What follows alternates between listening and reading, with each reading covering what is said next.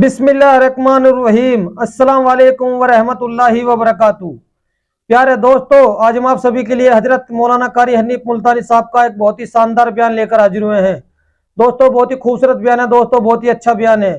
बयान अगर आपको अच्छा लगे तो इस वीडियो को ज्यादा से ज्यादा शेयर करें और हमारी इस वीडियो को लाइक करें। तो आज दोस्तों, देर ना करते हुए सीधा इस बयान की ओर चलते हैं। अल्लाह फरमाते हैं मेरी जमीन पे अदावत ना करो, फसाद ना मचाओ, कत्ल ना करो, खून ना बहाओ, नाहक लोगों का खून ना बहाओ। अल्लाह पाक की जमीन हर रोज सुबह को अर्ज करती, इलाही लोग मुझ पे जिना करके चलते हैं, बदमाशी करके चलते हैं, इजाजत दे मैं लुकमा बना कर निगल जाऊं। बेशक बेशक, सुभान अल्लाह, माशाअल्लाह। मुझे अपने ऊपर इनका चलना पसंद नहीं, मुझे अच्छा नहीं लगता। हर रोज आवाज लगाती है, जालिमो, बदकारो, बदमाशो, मेरे ऊपर दंदनाते फिरते हो। एक ना एक दिन मेरे अंदर आओगे, तुम्हें पता चल जाएगा कि मैं तुमको कितना दुश्मन रखती थी।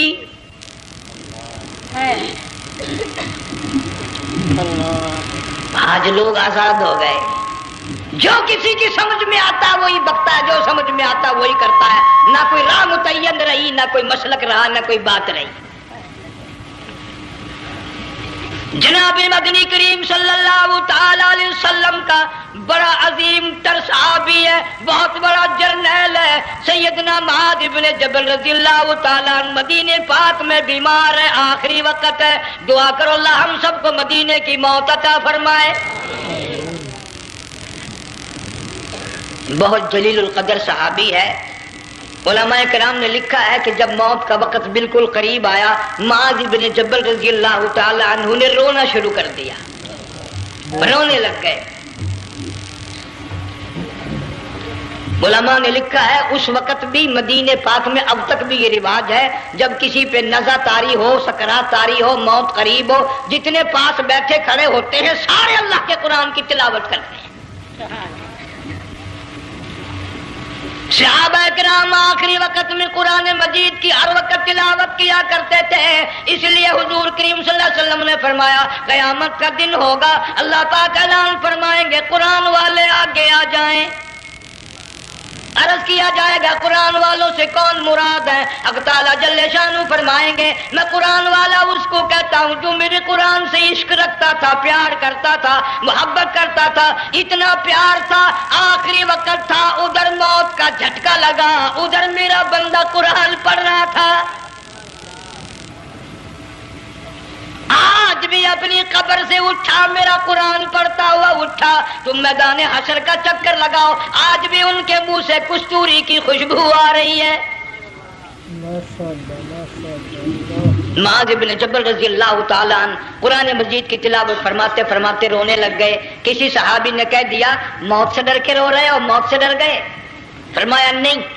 फिर क्यों रोए? सहाबी कहता है मेरे दिल की तमन्ना मेरे दिल में रही, मेरी आरज़ू पूरी ना हो सकी, मेरी हसरत पूरी ना हुई, मेरा शौक पूरा ना हुआ, मेरा शौक पूरा ना हुआ। मेरी तमन्ना थी गर्मी का मौसम हो, रमजान का महीना हो, मैं रोजादार हूँ, जिहाद फी सबीलिल्लाह हो, कुफर इस्लाम का मुकाबला हो, मैं कई काफिरों को कत्ल कर देता, फिर काफिर भी इकट्ठे होकर मुझ पे टूट पड़ते, मेरा नाक काट लेते, मेरी जुबान काट लेते। मैं अल्लाह की हुजूर में जाता, अल्लाह मुझसे पूछता मुआज़ दुनिया से क्या लाया? मैं अर्ज करता इलाही बोलूं कैसे, जुबान भी तेरी नाम पे कटा के आया हूं। रोजा रख कर आया हूं, नीयत ये है कि तेरे महबूब के हौज़े कौसर के पानी से रोजा इफ्तार करूंगा। इन अल्लाह वालों की ये मौत थी। मालिक बिन दिनार रहमतुल्लाह अलैह एक अजीब नौजवान का वाकया तहरीर फरमाते हैं। गर्मी थी, दोपहर थी, सूरज अपनी शबाब पे था, बड़ी सख्त गर्मी थी। मैंने एक नौजवान को देखा, वो पैरों से माजूर है, दोनों पैर नहीं है, हाथों के बल जमीन पे घिसट घिसट के चल रहा है और गले में कुर्ता भी नहीं, सामान कोई नहीं, सवारी कोई नहीं, खाने पीने का इंतजाम कोई नहीं। मालिक बिन दिनार रहमतुल्लाह अलैह फरमाते हैं मैंने उस नौजवान से पूछा कि तू कहां से चला इस हालत में? कहने लगा मैं बलख बुखारे से चला हूं। تجھے یوں ہی ہاتھوں کے بل گھسٹتے چلتے کتنا عرصہ گزر گیا. نوجوان کہنے لگا اللہ والے 7 برس ختم ہو کر 8واں لگ چکا ہے. اس حالت میں کہ جی ہاں اسی حالت میں تیرا کھانا پینا. جوان کہنے لگا والذی ہوا یطعمنی ویسقین وَإِذَا مَرِضْتُ فَهُوَ يَشْفِينِ. اللہ ہی کھلاتا ہے وہی پلاتا ہے، بیمار ہو جاتا ہوں وہی تندرستی عطا کرتا ہے. اور نوجوان دوپہر بڑی سخت ہے، گرمی بڑی سخت ہے، میرے یہاں دوپہر کو آرام کر لے، قیام کر لے، کچھ دیر ٹھہر جا، آج میرے یہاں قیام کر لے. نوجوان رونے لگا اور کہنے لگا مالک بن دینار، یہ 2-4 منٹ جو تیری 7 باتوں میں میرے خرچ ہو گئے، مجھے ان کا ہی بڑا دکھ ہے. میں اور اپنی اس معذوری میں ہاتھوں کے بل 2-4 گز گھسٹ کر اور اپنے رب کے قریب ہو جاتا. یہ جو تیری ساتھ بات کرنے میں تھوڑا سا وقت خرچ ہو گیا، مجھے اس کا ہی بڑا دکھ ہے. ارے تو تھک گیا ہوگا. جوان کہتا ہے تیرے دیوانے مگر چلنے سے رک سکتے نہیں، تیرے دیوانے مگر چلنے سے رک سکتے نہیں، پاؤں تھک جاتے ہیں دل ان کے کبھی تھکتے نہیں.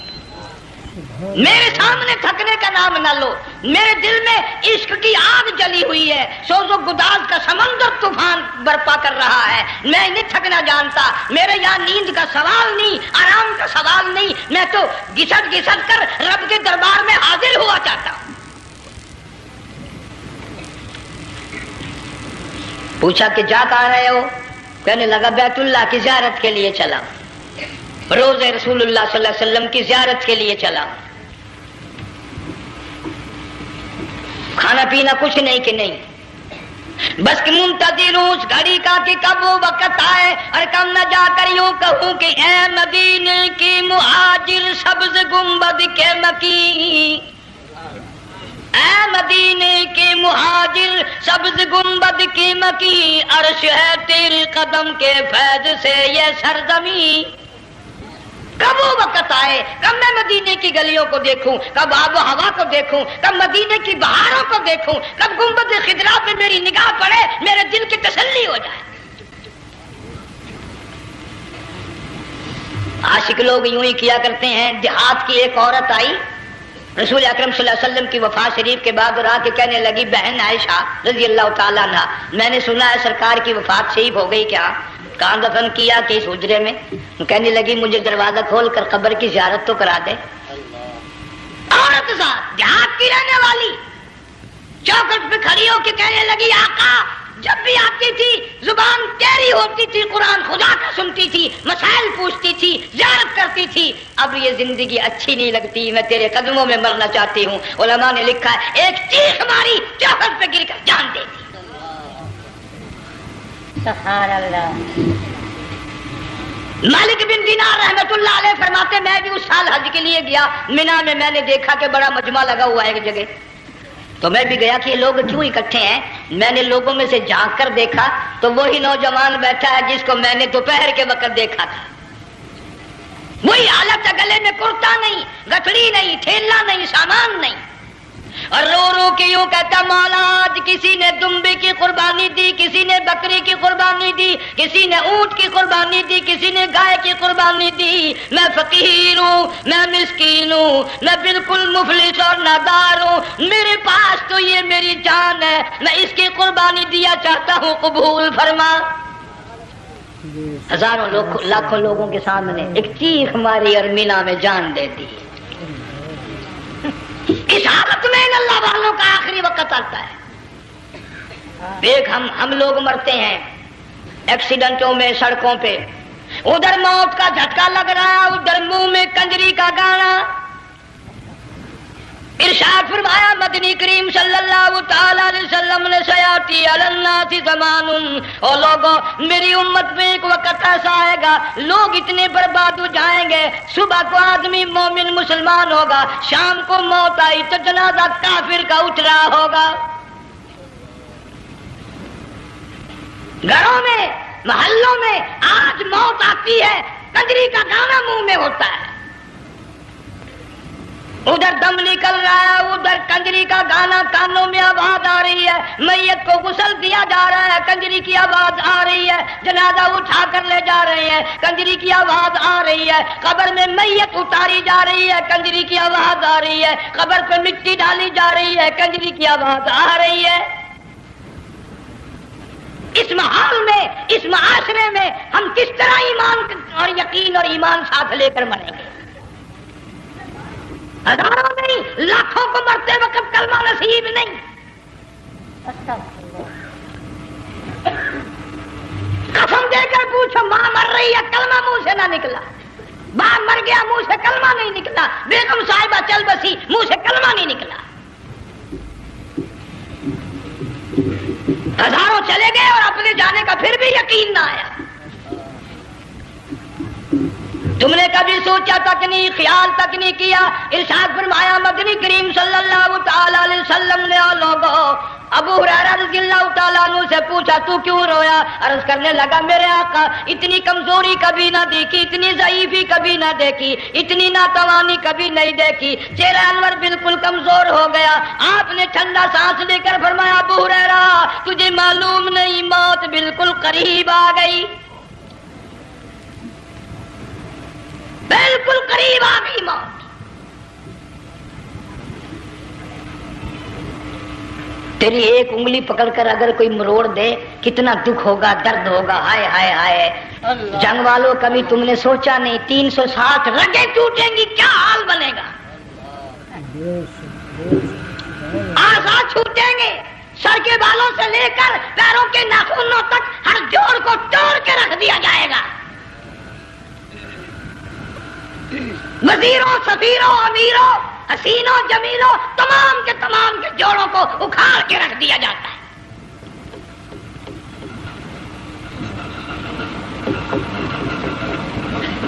پروگرام تک نہیں مرد عورتوں کا کہ یہ دنیا کسی کی نہ بنی، قبر میں آخر جانا ہی جانا ہے۔ علماء کرام نے لکھا ہے کہ حضرت عیسیٰ علیہ السلام کے پاس لوگ آئے اور کہنے لگے نئی نئی قبروں سے مردے زندہ کر کے دکھاتے ہو، آؤ ہم ایک پرانی قبر پہ لے کے چلتے ہیں، مردہ زندہ کر کے دکھاؤ۔ عیسیٰ علیہ السلام تشریف لے گئے، فرمایا کم باذن اللہ، ایک نوجوان زندہ ہو کر قبر سے نکل کر سامنے آ کر کھڑا ہو گیا۔ عیسیٰ علیہ السلام نے پوچھا تو کون ہے؟ وہ کہنے لگا میرا نام سام ہے، میں حضرت نوح علیہ السلام کا بیٹا ہوں۔ تو پیغمبر کا دماغ تو پیغمبر کا ہوتا ہے نا۔ فرمایا تجھے تو بڑا عرصہ قبر میں گزر گیا، کتنے ہزار سال قبر میں گزر گئے؟ کہ جی ہاں۔ عیسیٰ علیہ السلام نے فرمایا یار ملاقات تو اللہ نے کرائی دی، قبر کا کچھ حال تو بتا کیا بنتی ہے، قبر کا کچھ ماحول بتا، قبر کی خبر بتا۔ علماء کرام نے لکھا وہ نوجوان رونے لگا اور کہنے لگا عیسیٰ علیہ السلام تو قبر کی خبر پوچھتا ہے، قبر کا حال پوچھتا ہے، قبر کا ماحول پوچھتا ہے، قبر کا معاملہ مجھ سے پوچھتے ہو، آپ مجھ سے پہلے یہ کیوں نہیں پوچھتے کہ موت کا جھٹکا کتنا شدید ہے؟ نوجوان رو کے کہنے لگا عیسیٰ علیہ السلام کتنے ہزار سال میری موت کو گزر گئے، پر مالک کے کائنات کی قسم آج تک میرا منہ کڑوا ہے۔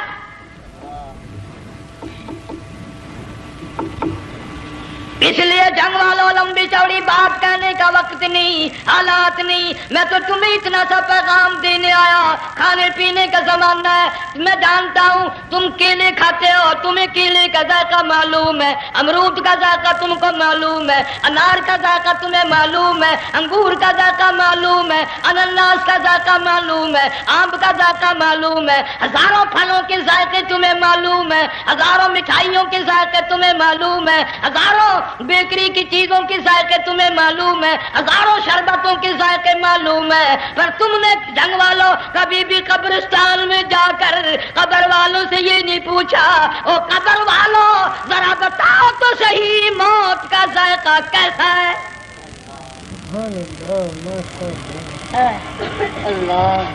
تم نے چکھا نہیں، جنہوں نے چکھا وہ بتانے نہ آئے کیسا ذائقہ ہے۔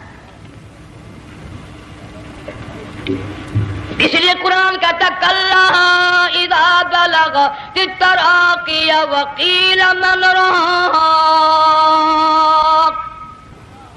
وظن انه الفراق والتفت الساق بالساق الى ربك يومئذ المساق. بادشاہ ہو، امیر ہو، وزیر ہو، فقیر ہو، غریب ہو، رگیں ٹوٹیں گی، موت آئے گی، اور جس کی آئی تمہیں معلوم نہیں کس طرح آئی، کس حال میں آئی. جن کے دلوں میں ان باتوں کا خیال آیا، خدا کی قسم صحابہ کرام میں سے اتنے رویا کرتے تھے آنکھیں ختم ہو گئی. جناب فاروق اعظم رضی اللہ تعالیٰ عنہ کو کسی نے دیکھا رو رہے ہیں، بے تحاشا رو رہے ہیں، پوچھ لیا بڑا بہادر پہلوان فاروق تجھے کیا ہوا، اتنا کیوں رویا؟ فرمانے لگے تمہیں معلوم نہیں قبر کا اندھیرا یاد آ گیا.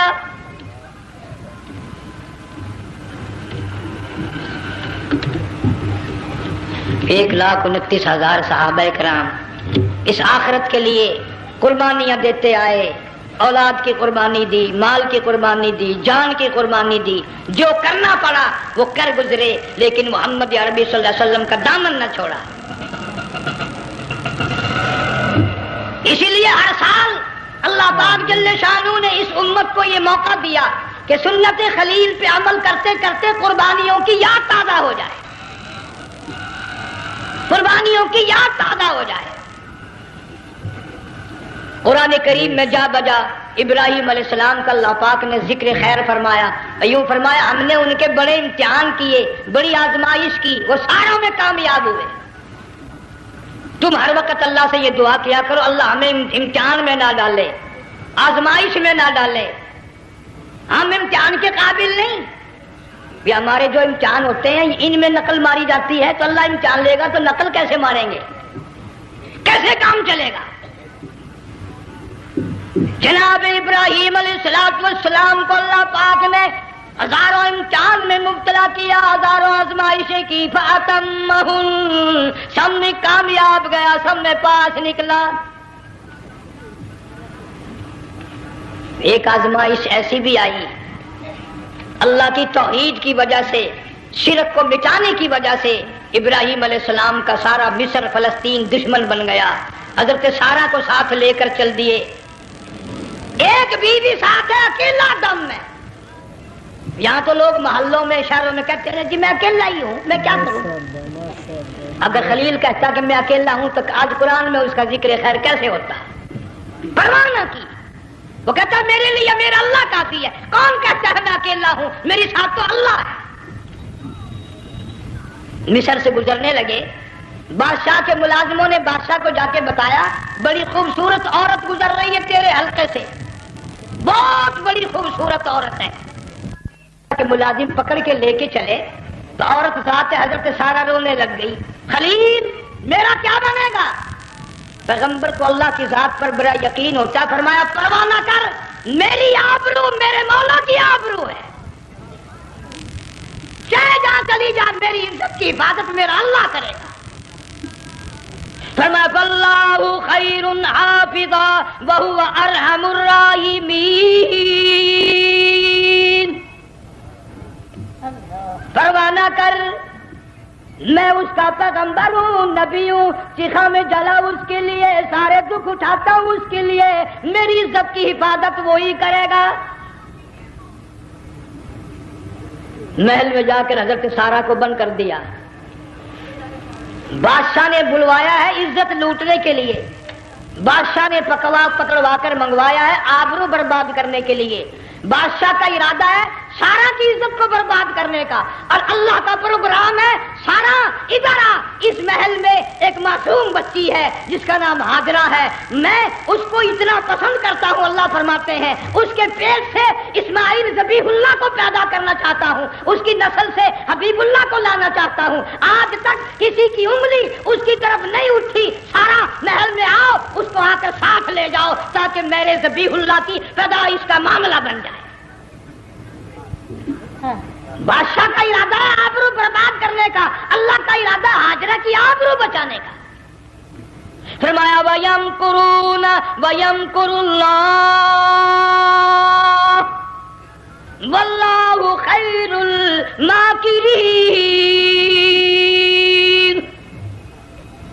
اس نے بھی تدبیر بنائی، میں خدا نے بھی تدبیر بنائی۔ بادشاہ آیا حضرت سارہ کے قریب برائی کا ارادہ کر کے۔ مفسرین نے لکھا ہے حضرت سارہ نے فرمایا مجھے 2 رکعت نماز پڑھنے دے۔ یہاں سے پتہ چلا کوئی پاک دامن عورت، کوئی نیک بیٹی اگر گنڈوں میں بدماشوں میں پھنس جائے، عزت بچانے کا طریقہ یہ ہے وضو کر کے اللہ کے سامنے نیت تو باندھ، تیری عزت کے لیے وہ فرشتے بھیجے گا۔ علماء کرام نے لکھا ہے کہ ایک جہاز سمندر میں چل رہا ہے، طوفان آیا، جہاز تختہ تختہ ہو گیا، کچھ لوگ غرق ہو گئے، ڈوب گئے، کچھ تختوں پہ بہ کر کے چلنے لگے۔ ایک عورت گود میں بچہ ہے، ایک حبشی نوجوان دوسرے تختے پہ بیٹھا ہوا جاتا ہے۔ اس نے عورت اکیلی دیکھ کر اپنا تختہ چھوڑ دیا اور بدماشی کے ارادے سے عورت کے تختے پہ آ بیٹھا۔ تم جنگ والے سوچ رہے ہوگے کہ ڈوبتے وقت بھی باز نہ آئے، یہ سیلاب آتے ہیں لوگ بدماشیوں سے باز آئے؟ ڈوب گئے مگر باز نہ آئے، بغیرتی لوگ کرتے ہی رہے۔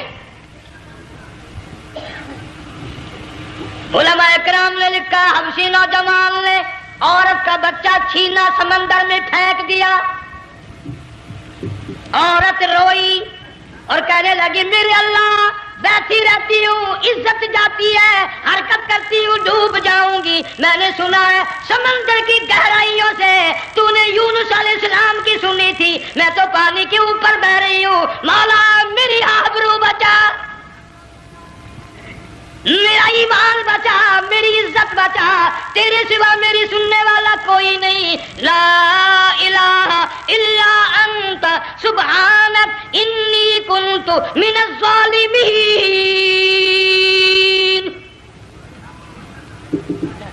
علماء نے لکھا ہے کہ ایک گردن سی نمودار ہوئی پانی میں سے اور حبشی نوجوان کو ایک ہی لقمہ بنا کر لے گئی۔ وہ تو ہر جگہ سنتا ہے، پکارنے والا بے بس بے کس ہو کر جب اس کو پکارتا ہے وہ ہر جگہ وہ انداز پہنچاتا ہے، وہ ہے جو موجود ہر جگہ۔ عورت بہتی بہتی کنارے جا لگی، ایک جہاز قریب آیا، دوپٹے کا اشارہ کر کے اس کو بلایا۔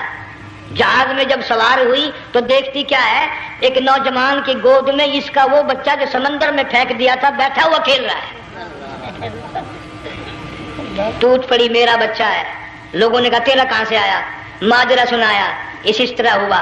جہاز کے کپتان نے کہا ہم جہاز لے کر آ رہے تھے، غیب سے آواز آئی جہاز ادھر کو لے آؤ ورنہ ڈبو دیے جاؤ گے۔ ہم جب جہاز وہاں لے کر پہنچے تو دیکھتے کیا ہے کہ ایک جانور کی پیٹھ پہ یہ بچہ بیٹھا ہوا کھیل رہا تھا۔ عزت بھی بچی، ایمان بھی بچا، بچہ بھی بچا، اور کوئی بچانے کے لیے تدبیر کرے جبھی نا۔ حضرت سارہ نے نماز پڑھ کر بد دعا کر دی، بادشاہ کے سارے بدن میں درد ہونے لگا۔ پیغمبر کا سارا گھر بڑا کریم ہوتا ہے، جب اس کو درد نے ستایا نا کہنے لگا میں وعدہ کرتا ہوں تجھے کچھ نہیں کہوں گا، میرے لیے دعا کر دے۔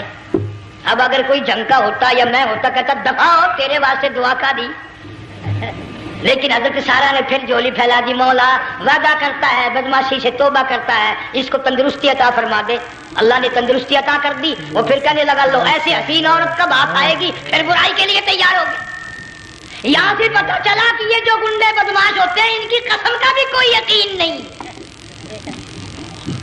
اگلے دن ایک آدمی نے قسم کھائی تو اس کے خلاف کرنے لگا۔ لوگ کہنے لگے کہ تو نے قسم کھائی تھی، قرآن اٹھایا تھا، اب کہ کیا تھی گیا بل ڈٹھی ہوئی مسجد سی، پاٹیا ہوا قرآن سی، اگر ڈٹھی ہوئی مسجد سی تو پاٹیا قرآن سی، قرآن کے نا پورا سی جڑا میں چاہیا، مگر اسے یہ معلوم نہیں کہ تو نے تو پڑھا قرآن اٹھایا، ڈٹھی ہوئی مسجد میں اٹھایا، خدا کا جب غضب آئے گا تو وہ ادھورا نہیں آئے گا، وہ ادھورا نہیں آیا کرتا۔ 3 مرتبہ اس بادشاہ نے حضرت سارہ کے ساتھ ایسا کرنے کا ارادہ کیا، پھر دعا ہوئی، پھر بد دعا ہوئی، پھر دعا ہوئی، پھر بد دعا ہوئی۔ آخر کار کہنے لگا اپنے ملازموں کو کہ ہوئے بدماش ہو، عورت کے روپ میں کسی بلا کو پکڑ کے لائے ہو، किसी जिन भूत को ले आए हो। और कहने लगा तू चली मेरे महल से जल्दी चली जा। और जाती जाती वो कहा कि ये तेरी खिदमत किया करेगी, ये बच्ची मेरे महल में है, इसको साथ ले जा। हजरत सारा को, हाजरा को साथ कर दिया। सियानी हो गई, हजरत इब्राहिम अलैहिस्सलाम से निकाह कर दिया। इस्माइल अलैहिस्सलाम पैदा हो गए। अल्लाह मियां जब हजरत इब्राहिम अलैहिस्सलाम चूमते हैं, चाटते हैं, माथे पे बोसे देते हैं, उठाते हैं, पैगंबर का बेटा, खुद भी नबी और आल में आने वाला नबी, काली कमली वाला सल्लल्लाहु अलैहि वसल्लम, कितना हसीन चेहरा होगा। अल्लाह मियां ने फिर आजमा लिया, हुक्म दिया कि इस हाजरा को, इस्माइल को, दोनों माँ बेटों को वहां छोड़ के आ जहां सैकड़ों मील में पानी कोई नहीं, आदमी कोई नहीं, रास्ता कोई नहीं, घास कोई नहीं, पत्ता कोई नहीं, जहां बैतुल्ला है यहाँ के बारे में हुक्म दिया, छोड़ के आ। और अगर आपको नींद नहीं आई तो मजा आएगा, अल्लाह ने ये फरमा दिया, बताना नहीं है कि मैंने हुक्म दिया है।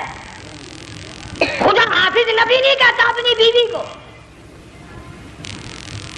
आज लोग हर बात में कह देते हैं हमारे पीरों को पता कल को क्या होगा, हमारे फकीरों को पता है परसों क्या होगा। और बड़ी मुद्दत की बात है, यही मौसम था, चमासा गर्मी थी, अनारकली लाहौर से हम कई साथी गुजर रहे थे, फुटपाथ पे बैठा एक मलंग, चारों तरफ लोग खड़े, बड़ा मजमा। काफी दिनों की तो बात हो गई, हाथों की लकीर देखकर लोगों की तकदीर बता रहा था। किसी को कहता था तुझे बड़ी ऊंची पोस्ट मिलेगी, किसी को कहता था तेरी शादी बड़ी फर्स्ट क्लास लेडी से होगी। वो बाबू तो कोडा ही हो जाता था, लेडियों पे बड़े मराए ये लेडे। कोई काम नहीं, रात दिन बस लेडियों के पीछे ही फिरना है। अल्लाह, मैंने अपने साथियों से कहा, मैंने कहा मैं भी तकदीर पूछता हूँ अपनी। कहने लगे शरारत हो जाएगी। मैंने कहा सारी दुनिया पर हाथ दिखा रही है, कोई शरारत नहीं, मेरे हाथ में शरारत है। 1 रुपया ले रहा था वो, मैं भी लोगों में घुसाता, भीड़ में से ऊपर नीचे ही होता होता मैं भी पहुंच गया और दोनों घुटने मैंने जमीन पे रख दिया, रुपया हाथ में। मैंने उसके लेकर कहा, मैं क्या मलंग जी अगर अब देखिए मेरी शादी हो जाएगी कि नहीं। अब उसने देख के मेरी तरफ कहने लगा, उसने सोचा कि यहाँ अच्छे भले को नहीं मिलती पाकिस्तान में, इसे कौन देगा। अच्छी तरह मेरा हाथ देखा भी नहीं, झटक के कहने लगा नो तेरी शादी नहीं होनी है। मैं क्या खोते, तेरे बाप के 8 बच्चे खेल रहे हैं।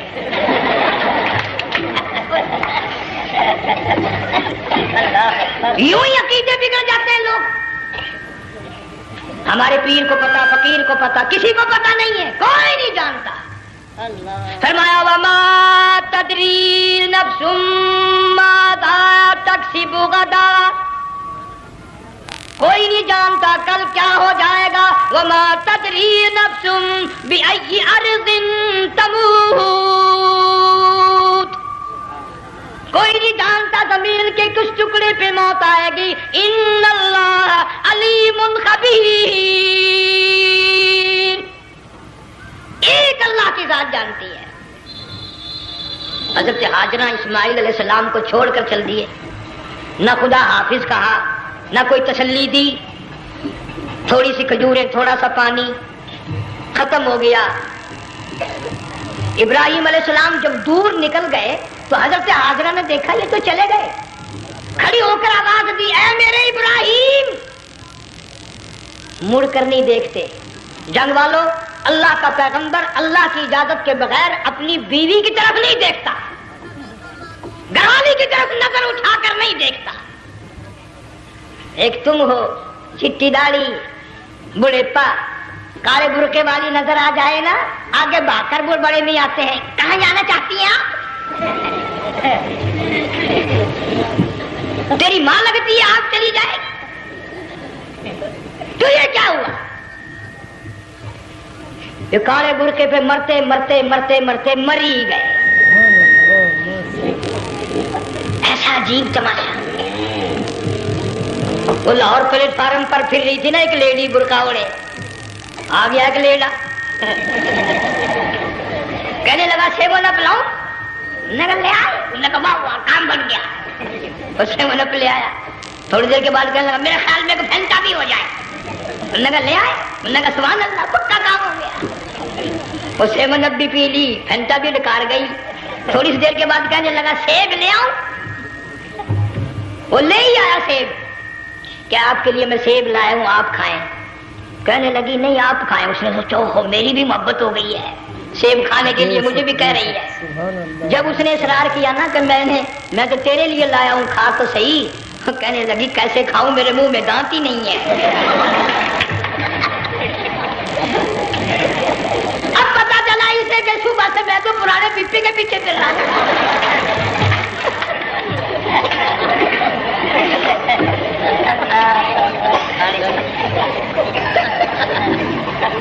صرف برقع دیکھا چل دی.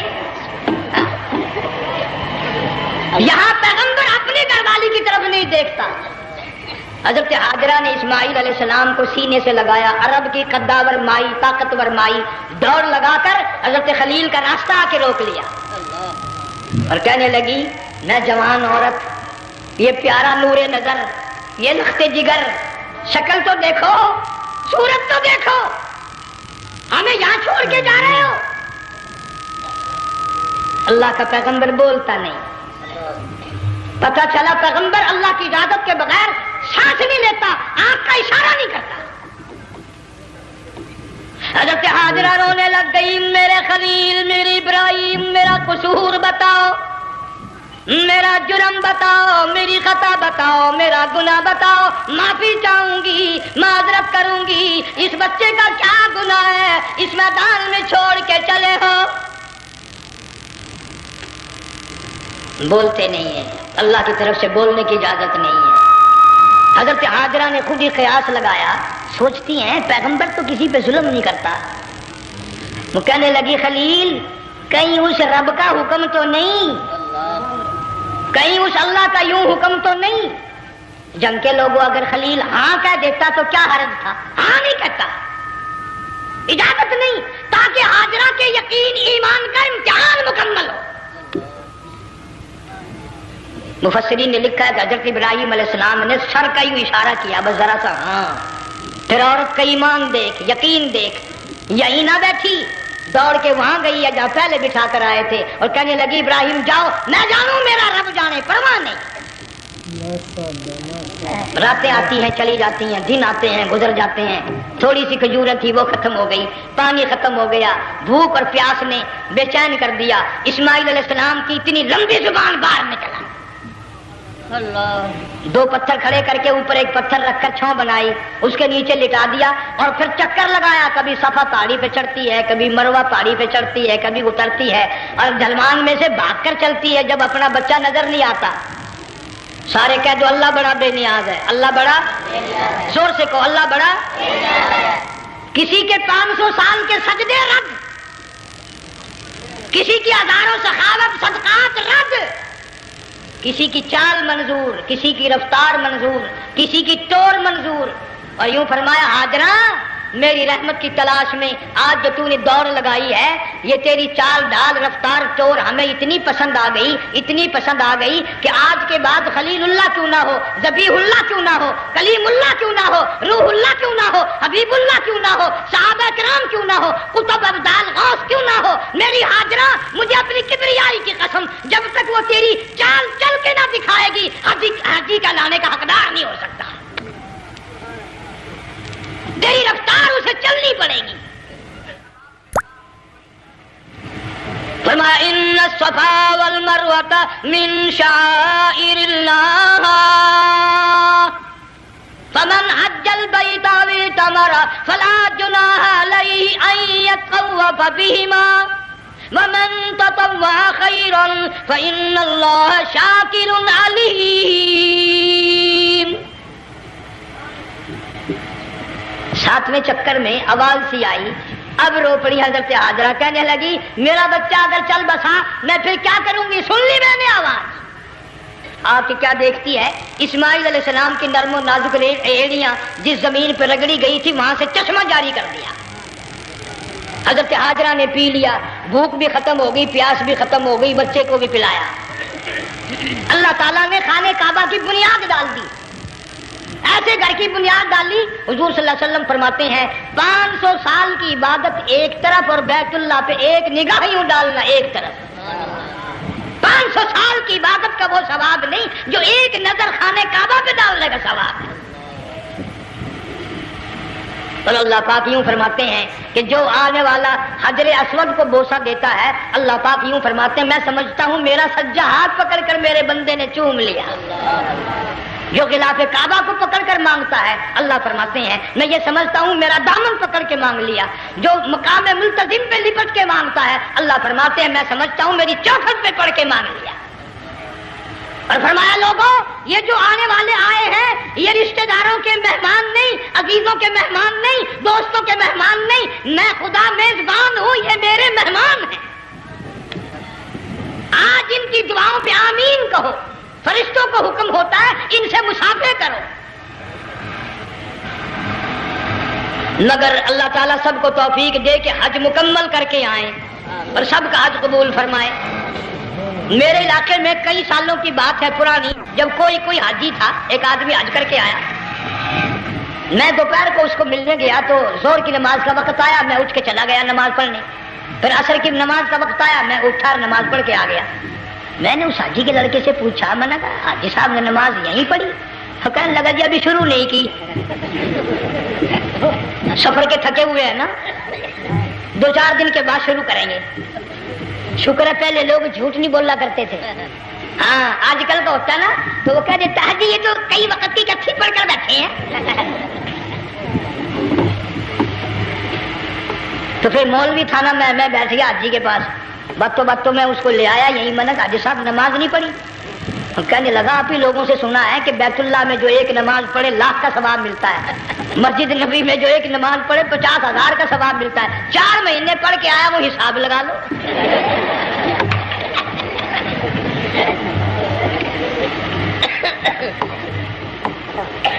مسائل سیکھتے نہیں, ارکان اور آداب بیت اللہ کے سیکھتے نہیں. ڈی سی کے دفتر میں اگر جانا ہو کئیوں سے پوچھے کیسا جاؤں, کس طرح درخواست دوں, کیسے کہوں, کیسے کھڑا ہوں, کیسے بیٹھوں, کیا عرض کروں. اور اللہ کے دربار میں ہم جاتے ہیں اور سیکھ کرنے جاتے ہیں. یہ خوف نہیں کہ اگر بے ادبی ہوگی تو مارا جاؤں گا. اللہ تبارک و تعالیٰ جل شانہ نے اسماعیل علیہ السلام کے نرم و نازک ایڑیوں سے بنیاد ڈال کر خانے کعبہ کی, اللہ نے ہمیں یہ کعبہ دیا. گناہوں کی معافی مانگنے کے لیے وہاں جاؤ, اللہ تبارک و تعالیٰ کے دربار میں حاضر ہو کر مانگنے کے لیے یہاں جاؤ. ارشاد فرمایا مدنی کریم صلی اللہ تعالی علیہ وسلم نے جو آدمی صحیح ارکان حج کے ادا کر کے واپس جاتا ہے اس طرح واپس آتا ہے گویا آج ہی ماں کے پیٹ سے پیدا ہوا. پہلے لوگ یوں ہی حج کیا کرتے تھے, یوں ہی قربانیاں کرتے تھے. اب تو ہر چیز کی لوگ آسانی تلاش کرتے ہیں. پچھلے بقرعید کے موقع پر ہمارے مسجد میں ایک آدمی مجھے کہنے لگا اگر کوئی غریب آدمی مرغی کی قربانی دے دے تو لگ جائے گی. میں نے کہا تو مکھی مار دے انشاءاللہ وہی لگ جائے گی. سارے کام ٹیڑھی ہو گئے, نیچے نیچے نیچے نیچے کو چلے آ رہے. آج کل وہ ٹیڑھی بکری آئے ہوئے ہیں نا, کہیں تو قربانی کے لیے یا کندھے کو اٹھا کر لاوے.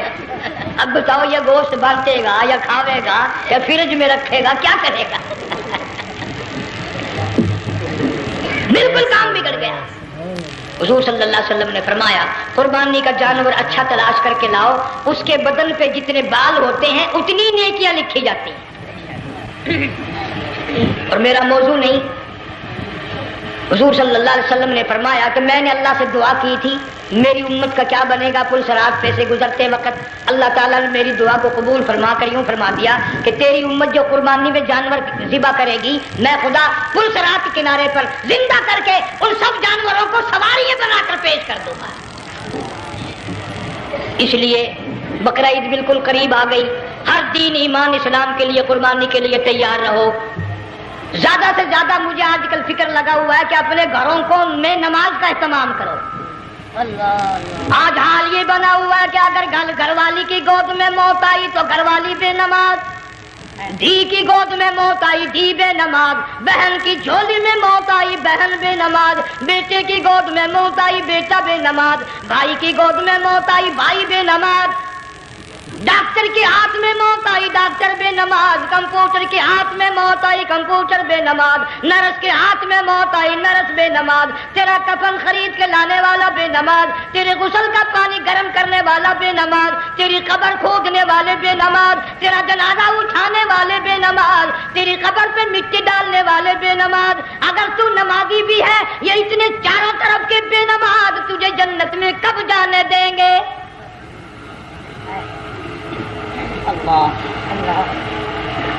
اس بچی کا فکر کیوں نہیں کرتا؟ کلاس میں فیل ہو جائے تجھے دکھ لگتا ہے میری بچی فیل ہو گئی، ساری عمر نماز نہ پڑھے تجھے کبھی درد نہیں ہوا کہ جہنم کے انگاروں میں جلے گی؟ بیوی ایک دن تیرا کہنا نہ مانے آگ لگ جاتی ہے، ساری عمر نماز نہ پڑھے بے ایمان تجھے کبھی آگ نہیں لگی۔ اس گھر سے تیرا جنازہ نکلے گا، اس گھر سے تیری میت اٹھے گی جس گھر میں تو نے سارے بے نماز پیدا کر رکھے ہیں، سارے بے نماز اکٹھے کر رکھے ہیں، کس طرح ایمان کلمہ ساتھ لے کر جائے گا؟ اس لیے اپنے ماحول میں، اپنے گھر میں بچیوں کو، بہنوں کو پیار سے، محبت سے، بڑے عقیدت سے ان کو نمازی بنا، تاکہ مرنے کے بعد جب تیرا جو بیٹی بہن منہ دیکھنے آئے تو نمازی تو تیرا منہ دیکھنے آئے، تیرا منہ دیکھنے بھی سارے بے نمازی آئے، تجھے کیا فائدہ ہوگا؟ اللہ سبحانہ و تعالی ہم سب کو ہمارے گھر کے ماحول کو نمازی بنائے۔ مفتی صاحب اس دنیا فانی سے رخصت ہو گئے، تشریف لے گئے، جان سارا بے وارثہ ہو گیا۔ مفتی صاحب ہی کا مدرسہ ہے، یہ مفتی صاحب ہی کے بچے ہیں، ان بچوں کی سرپرستی کرو، ان کا اکرام کرو، ان کی عزت کرو، جامعہ حلیمیہ کی خدمت کرو۔ بقرہ عید کا موقع آ رہا ہے، وہ تو نہ جانے کس کس طریقے سے اپنا کام چلاتے تھے، ہزاروں لوگوں سے ان کے تعلقات تھے، یہ بچے ہیں، نیا کام ہے۔ اللہ سبحانہ و تعالی ہر خدمت گزار کو دو جہان میں سرخ روئی عطا فرمائے۔ بڑی اچھی اچھی کیسٹیں آپ کو یہاں سامنے سے ملیں گی اپنے گھر کا ماحول بنانے کے لیے۔ پیغمبر کی دعا سے پہلے نہ اٹھا کرو بھائی، ہائے ہائے، کوئی دنیا کا دین کا جس کو کوئی اللہ سے حاجت ہو بیٹھ جائے ایک منٹ کے لیے، درود شریف پڑھ کے دعا مانگو، اللہم صلی وسلم وبارک علی سیدنا و مولانا محمد وعلی آل سیدنا و مولانا محمد مبارک وسلم۔ یا اللہ قبلہ مفتی صاحب رحمہ اللہ کی قبر کو جنت کا باغ بنا، اللہ تعالیٰ ان کے گھر والوں کو صبر جمیل کی توفیق عطا فرما، اللہ پاک ان کی آل اولاد کو مفتی صاحب کا جانشین صحیح معنوں میں جانشین بنا، اس مدرسے کو آباد فرما، اللہ تعالیٰ سارے جنگ کی سرپرستی فرما، سارے شہر کو آباد فرما، ہر شر سے ہر فتنے سے سب کی حفاظت فرما۔ یا اللہ ہم سب کو سچا مسلمان پکا دیندار بنا، ہمیں اور ہماری اولاد کو نیک اور نمازی بنا۔ یا اللہ ہمارے گھروں کو نماز اور قرآن سے آباد فرما، کلمے اور ایمان والی موت عطا فرما۔ صوفی مولانا محمد یار صاحب رحمہ اللہ کی قبر کو جنت کا باغ بنا۔ یا اللہ تمام مسلمانوں کی بخشش فرما، ساری امت کی مغفرت فرما، ساری مخلوق پہ کرم اور فضل فرما۔ یا اللہ سارے پاکستان کی حفاظت فرما، پاکستان کے داخلی خارجی دشمنوں کو ذلیل و خوار کر دے۔